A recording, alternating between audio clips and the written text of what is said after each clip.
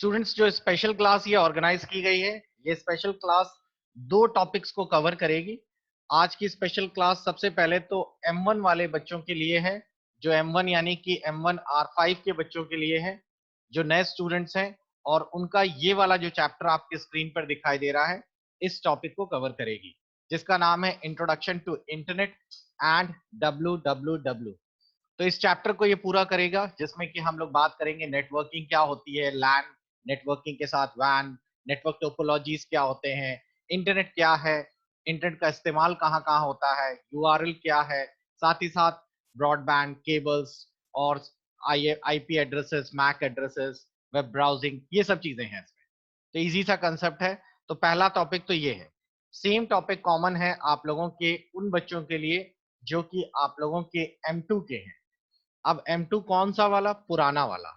तो आज की ये क्लास M2 R4 वाले बच्चों को भी कवर करेगी। सेम टॉपिक है नेटवर्किंग, जिसमें लैन वैन वर्क स्टेशन क्या होते हैं, नेटवर्क एडमिनिस्ट्रेटर क्या होता है, कितने प्रकार के नेटवर्किंग होती है, FDDI, ATM, intranet, ring, star, topologies, ये सारी। तो मेरे ख्याल से आप लोगों को समझ आ गया होगा ये किस किस टॉपिक से जुड़ा हुआ है। मैं एक बार फिर से बताना चाहूंगा, आज का ये कॉमन टॉपिक है जो कि M2 R4 वाले बच्चों के लिए भी कवर होगा, इसीलिए मैंने आज M2 वाले बच्चों के लिए भी आपको पासवर्ड सेंड किया था, और साथ ही साथ M1 R5 वाले बच्चों के लिए भी कवर होगा।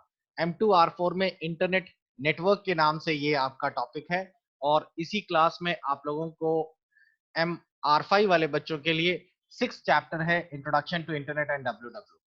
तो चलिए क्लास शुरू करते हैं। 1 मिनट का टाइम दीजिए, मैं आपको अपनी क्लास में कंटिन्यू करता हूँ। स्टूडेंट्स, तो आज जिस चैप्टर पे हम लोग डिस्कस करेंगे, आप लोगों को मेरे ख्याल से क्लियर हो गया होगा कि चैप्टर जो है हमारा वो नेटवर्किंग से जुड़ा हुआ है, और इसको हम लोग दोनों कवर कर रहे हैं। M2 वाले स्टूडेंट्स जो पुराने वाले हैं, और आप लोगों के नए वाले जो हैं M1 वाले। ध्यान से देखिए चैप्टर क्या है, क्या क्या चीजें इसमें पढ़नी है आपको। सबसे पहले तो हम लोग जिस बारे में आज टॉपिक जिसके बारे में हम बात करने जा रहे हैं, उसका नाम है नेटवर्क। नेटवर्किंग क्या होती है, नेटवर्किंग का मतलब क्या होता है, ध्यान से समझिए। A network is a collection of independent computers that communicate with one another over a shared medium. इसका मतलब है, अगर एक से ज्यादा कंप्यूटर्स आपस में एक दूसरे से जुड़े हुए हैं, जुड़े का मतलब है तार के द्वारा या बिना तार के द्वारा। तार का मतलब होता है वायर के द्वारा, उसे कहते हैं वायर्ड नेटवर्क, और बिना तार से जुड़ा हुआ है तो उसे कहते हैं वायरलेस नेटवर्क। तो अगर दो कंप्यूटर्स हैं, जरूरी नहीं कंप्यूटर्स ही हों, एक लैपटॉप है, एक कंप्यूटर है, कुछ भी, अगर दो से ज्यादा लोग आपस में इस तरीके से कम्युनिकेट कर रहे हैं, कम्युनिकेट का मतलब होगा डेटा भेज रहे हैं और पा रहे हैं, तो उस चीज को हम लोग नाम देते हैं नेटवर्क। तो इसमें साफ साफ लिखा है network is a collection of two और मोर कनेक्टेड कंप्यूटर्स। आगे देखिए, अगला टॉपिक इसी में है। When these computers are join in a network, people can share files, peripherals such as modern printer and tape devices.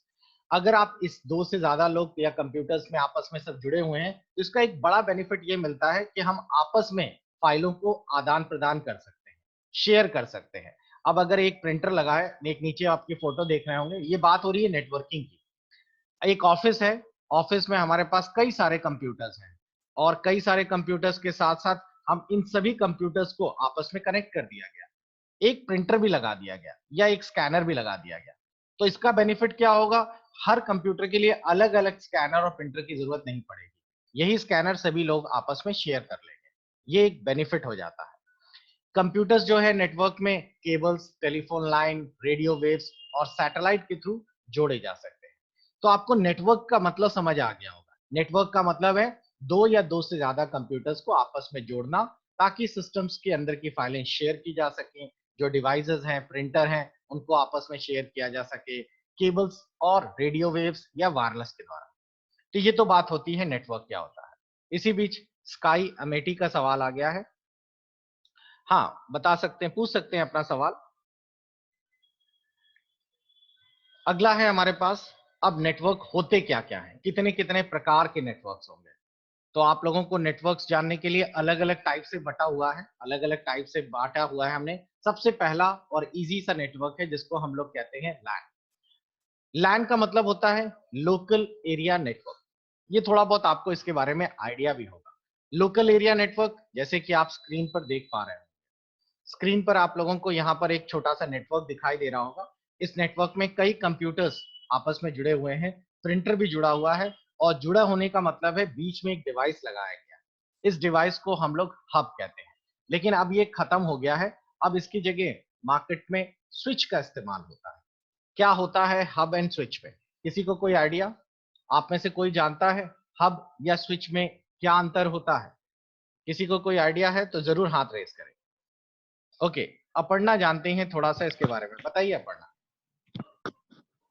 Sir switch जो होता है वो मतलब कंप्यूटर को आपस में कनेक्ट करता है, और जैसे एक कंप्यूटर से जो भी जैसे कोई फाइल है तो उसको दूसरे कंप्यूटर तक भेजता है, और उसी की मतलब जो आई जिसको भेजना रहता है उसी को उसी कंप्यूटर को भेजता है, सारे कंप्यूटर को नहीं भेजता है।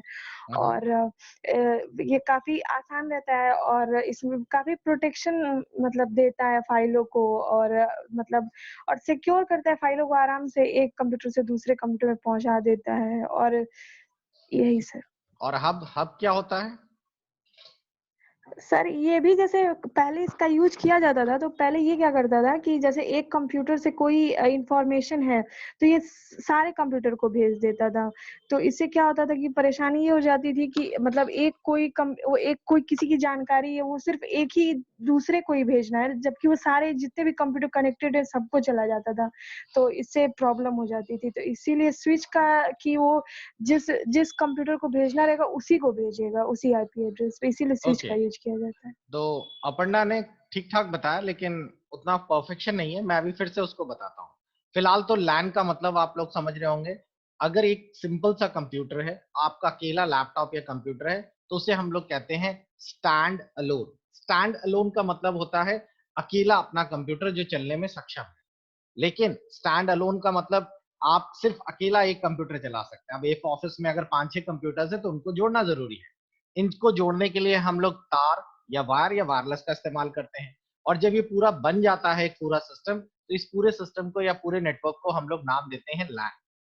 लैन एक लिमिटेड एरिया तक ही काम करता है, जैसे स्कूल, कॉलेजेस या फिर आप लोगों के ऑफिस बिल्डिंग, इससे ज्यादा नहीं। लेकिन आप लोगों को बताना चाहें कि आप लोगों को अगर इस नेटवर्क का विस्तार किया जाए, नेटवर्क बड़ा कर दिया जाए, तो लैन से बड़ा नेटवर्क हमारे पास बनकर आगे आता है, और उसको हम लोग नाम देते हैं वैन, वाइड एरिया। उसमें एरिया बढ़ गया। लेकिन लैन को पहले पूरा अच्छे ढंग से समझ लेते हैं। और बच्चों ये क्वेश्चन 100% पूछा ही जाता है। और जब पुराना वाला सिलेबस है R4, उसमें तो आता है कि टाइप ऑफ नेटवर्क्स बताइए हर जगह पे। अब नेटवर्किंग करने के लिए कई सारे इंस्ट्रूमेंट्स की जरूरत पड़ती है। इन्हीं में एक इंस्ट्रूमेंट आता है जिसको कहते हैं हब, और इसी का नया वर्जन आता है स्विच। आज की डेट में पहले तो इनके बारे में समझ लीजिए। वैसे नेटवर्किंग डिवाइसेस एक नया टॉपिक ही है। मैं आपको पहले बताना चाहूंगा हब और स्विचेस काम कैसे करते हैं, तो उसमें आपको काफी कुछ आइडिया हो जाएगा, आपके लिए भी आसानी हो जाएगी। ओके, तो पहले तो हम लोग देखते हैं। देखने में आपको कोई भी डिफरेंस नहीं आएगा। अगर आप हब एंड स्विचेस को चेक करें तो देखने में ये बिल्कुल एक जैसे ही लगते हैं। देखिए, अगर आप लोग देखें, ये हब्स हैं, ये स्विचेस हैं, देखने में सिंपल एक जैसा ही है। और इनके पीछे जो बहुत सारे कनेक्शंस लगाने के लिए दिए गए हैं, ये पोर्ट्स हैं। तो आप फिजिकली अगर चेक करेंगे तो हब और स्विचेस एक जैसा ही दिखते हैं। अब इनमें अंतर क्या होता है? इनमें अंतर जो होता है वो होता है इनके काम करने के प्रिंसिपल में। मैं आप लोगों को एक अच्छी फोटो ढूंढ के दिखाता हूं जिसमें हब एंड स्विच का डिफरेंस है, तो आप लोगों को और अच्छे से समझ आ जाएगा।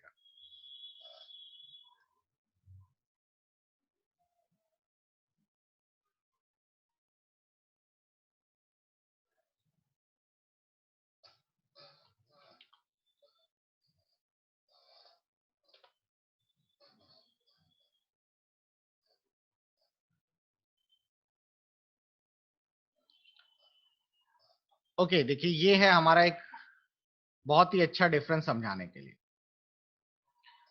अगर मैं इस फोटो पर ध्यान दूं या इस फोटो को आपको समझाऊं हब एंड स्विचेस के बारे में, तो इस फोटो से काफी कुछ क्लियर हो जाएगा। समझिए, ये है हमारे सारे कंप्यूटर्स। ये 4 कंप्यूटर्स हैं, और इन सभी कंप्यूटर्स का जितने भी नेटवर्क में कंप्यूटर होते हैं, एक अगर लैन बना है, एक ऑफिस है, तो हर एक कंप्यूटर का अपना एक एड्रेस होता है। उस एड्रेस को कहते हैं आईपी एड्रेस। आईपी एड्रेस का मतलब होता है आपके कंप्यूटर का अपना पता, अगर वो नेटवर्क में है, अभी भी आपका फोन भी अगर नेटवर्क में आता है, क्योंकि फोन भी आप लोग सिम लगाते हैं तो नेटवर्क में कनेक्ट हो जाता है, तो फोन भी आप लोगों का आईपी एड्रेस, उसका भी एक यूनिक आईपी एड्रेस होगा। अगर आप पता करना चाहते हैं कि आपके कंप्यूटर का आईपी एड्रेस क्या है, तो बहुत आसान है। आप डॉस खोलिए, रन में जाइए, यहाँ लिखिए CMD और एंटर कर दीजिए, आपके सामने डॉस ओपन हो जाएगा। और इस डॉस में आप लोग लिख दीजिए IP कॉन्फिग, ये कमांड।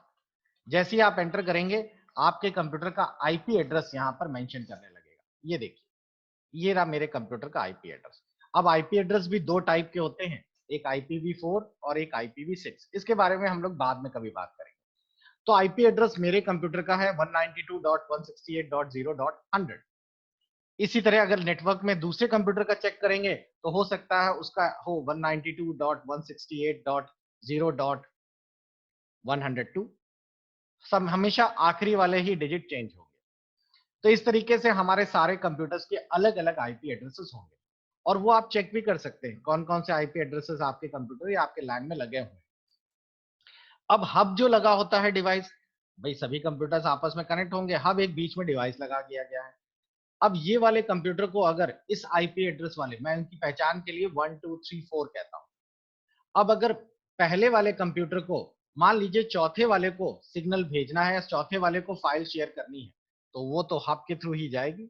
लेकिन हब एक पुराना डिवाइस है, वो क्या करेगा, वो इस फाइल को सभी कंप्यूटर्स में जितने नेटवर्क में लगे हैं सभी में वो तो भेजेगा, सभी कंप्यूटर्स में वो फाइल जाएगी पैकेट्स के फॉर्म में। लेकिन चौथे वाले के साथ वो मैच कर जाएगी, तो चौथे वाले में डिलीवर्ड हो जाएगी, चौथे वाले में फाइल पहुंच जाएगी। लेकिन पहुंचने का मतलब है भेजा सभी में जाएगा, डिलीवर्ड यहाँ पे नहीं हो। तो ये एक तरीका होता है आपके हब के काम करने का। तो हब में डेटा तो शेयर हो रहा है, लेकिन आप देख रहे हैं डेटा का कंजेक्शन कितना ज्यादा है, डेटा कितना ज्यादा हो रहा है, एक डेटा चार चार जगह भाग रहा है। तो इस चीज में सबसे बड़ी प्रॉब्लम आती है, डेटा कोलिजन होने लगता है। डेटा कोलिजन का मतलब है इतना ज्यादा आंकड़े हो जाते हैं उस डिवाइसेस से कि वो आंकड़े आपस में टकरा के खराब करने लगते हैं डेटा। जबकि स्विचेस में क्या होता है, स्विचेस में अगर एक आईपी वाले को चौथे को भेजना है, तो चौथे को भेजने के लिए वो बाकी आईपीस पे सेंड ही नहीं करता। तो इससे पर्टिकुलर उसी आईपी वाले कंप्यूटर पर ही डेटा जाता है, और इससे आपके नेटवर्क में डेटा का आदान प्रदान लिमिटेड होता है, उतना ज्यादा डेटा कोलिजन नहीं होता है। तो इसीलिए स्विचेस स्मार्ट होते हैं। स्विचेस में एक और अच्छी चीज होती है, वो हर कंप्यूटर का आईपी एड्रेस अपने में स्टोर कर लेता है, पैच कर लेता है। तो जैसे ही आप इस कंप्यूटर को निकाल के दूसरे कंप्यूटर में लगाते हैं, आप आईपी का पीछे का केबल चेंज भी करते हैं, तो भी उसे पता चल जाता है कि ये वाला कंप्यूटर पहले से इस आईपी एड्रेस पे हमारे इसमें यूज होता था इस पोर्ट में। तो इसीलिए इसमें आप लोग कह सकते हैं एरर्स भी कम होती हैं। तो ये है आप लोगों के हब एंड स्विचेस का डिफरेंस। अब लैन के बारे में बात कर रहे थे, तो लैन में आपको ये तो समझ आ गया कि लैन जो है, इसमें आप लोगों के कुछ लिमिटेड किलोमीटर तक ही ये कवर करता है, ये ज्यादा दूर तक का एरिया नहीं लग सकता, क्योंकि इसकी एक सीमा है। लैन में आप लोगों के नॉर्मली हम लोग पर्सनल कंप्यूटर्स या वर्क स्टेशन पर काम करते हैं। वर्क स्टेशन क्या होते हैं, वर्क स्टेशन नॉर्मल कंप्यूटर से अपग्रेड कंप्यूटर्स होते हैं। नॉर्मल कंप्यूटर्स जो होता है जिसे आप लोग कहते हैं पीसी, जिसके अंतर्गत आप लोग अपनी पर्सनल फाइलें या नॉर्मल डेस्कटॉप को आप पीसी कह सकते हैं। वर्क स्टेशन में प्रोसेसर, डुअल प्रोसेसर लगाने लगते हैं, रैम की अलग ट्रे हो जाती है, स्क्रीन बड़ी होती है, मल्टी स्क्रीन यूज होने लगती है। तो ये वर्क स्टेशन है, बहुत सारे लोग गेमिंग स्टेशन के रूप में भी इसको यूज करते हैं। तो ये थोड़ा इस तरीके से काम करता है। इसमें आप लोगों के कई फायदे हैं कि आप लोग अपने हार्डवेयर, जैसे प्रिंटर एक लगाया, सब लोग आपस में शेयर कर रहे हैं उसको। आप लोग सॉफ्टवेयर भी शेयर कर सकते हैं लैन में। एक कंप्यूटर में टैली इंस्टॉल की, और आपके ऑफिस में अगर 10 कंप्यूटर हैं, तो 10 कंप्यूटर वाले टैली के थ्रू डेटा चला रहे हैं। इसका अंदर हम लोग बस, स्ट्रिंग और स्टार, इसे हम टोपोलॉजी कहते हैं। टोपोलॉजी वर्ड का मतलब होता है आपके अंदर जितने भी कंप्यूटर्स लगे हैं लैन में, वो सारे के सारे कंप्यूटर्स को कनेक्ट करने का तरीका क्या है। जैसे अगर आपके पास मान लीजिए 4 कंप्यूटर्स हैं ऑफिस में, तो अगर हम लोग इनको ऐसे कनेक्ट करें, तो इसे कहेंगे रिंग टोपोलॉजी। अगर हम लोग उनको ऐसे कनेक्ट करें, तो हम लोग इसको कहेंगे स्टार टोपोलॉजी। तो ये अलग अलग तरीके से टोपोलॉजी से भी लैन में कनेक्ट किए जा सकते हैं कंप्यूटर्स को। साथ ही साथ इनमें डेटा का ट्रांसफर करने की स्पीड जो है 4 से लेकर 16 Mbps तक होती है। साथ ही साथ आप लोगों के लैन में एक और अच्छी चीज होती है कि लैन को लोग अक्सर दो तरीके से और डिवाइड कर देते हैं। एक होता है पीयर टू पीयर और एक होता है client server. Peer to peer और क्लाइंट सर्वर का मतलब क्या होता है? आपने दो कंप्यूटर्स लिए, ठीक? आपके पास एक लैपटॉप है, मान लीजिए आपके पास एक लैपटॉप है, मैं इसको फोटो में दिखाता हूं तो ज्यादा अच्छे समझ आएगा। पीयर टू पीयर, तो पीयर टू पीयर में क्या होता है, आपके पास दो या तीन कंप्यूटर्स हैं और आपको ज्यादा कुछ सिक्योरिटी का इशू नहीं है। आप चाहते हैं हमारे यहाँ जितने भी कंप्यूटर्स हैं वो आपस में इजीली कनेक्ट हो जाए, तो आप पीयर टू पीयर नेटवर्क का इस्तेमाल करिए। बस पीयर टू पीयर में करना क्या होता है, इस तरह का देखिए नेटवर्क बना हुआ है। ये सभी कंप्यूटर्स एक सिंपल केबल्स के द्वारा आपस में एक दूसरे से कनेक्ट कर दिए जाते हैं। इस तरीके से इसमें ना कोई सर्वर होता है ना कोई क्लाइंट होता है, ये इसको डेटा भेज रहा है, ये इससे डेटा पा रहा है। इसमें कोई सिक्योरिटी भी नहीं होती है। अगर आप चाहें कि ये वाला कंप्यूटर इससे कनेक्ट हो इससे ना हो तो ऐसा पॉसिबल नहीं है, आपके पास कोई सिक्योरिटी इशू नहीं होता। तो ये आपस में 4-5 कंप्यूटर है, इन सबको जोड़ने के लिए पीयर टू पीयर कंप्यूटर का नेटवर्क लगा दिया जाता है। लेकिन अगर आप चाहते हैं कि हमारे यहाँ पे सिक्योरिटी भी हो, तो उसके लिए आपको क्लाइंट सर्वर वाला मेथड यूज करना होगा। क्लाइंट सर्वर नेटवर्क में क्या होता है, क्लाइंट सर्वर में एक कंप्यूटर जो है जिसको हम बहुत ही ज्यादा पावरफुल बनाते हैं उसको हम लोग कहते हैं सर्वर, और आपका सारा इंपॉर्टेंट डेटा जो है वो सर्वर में डाला जाता है। सर्वर के अंदर बैकअप यूनिट भी होती है। अब आप जिस भी कंप्यूटर से जुड़ेंगे वो सारे सर्वर से ही जुड़ेंगे।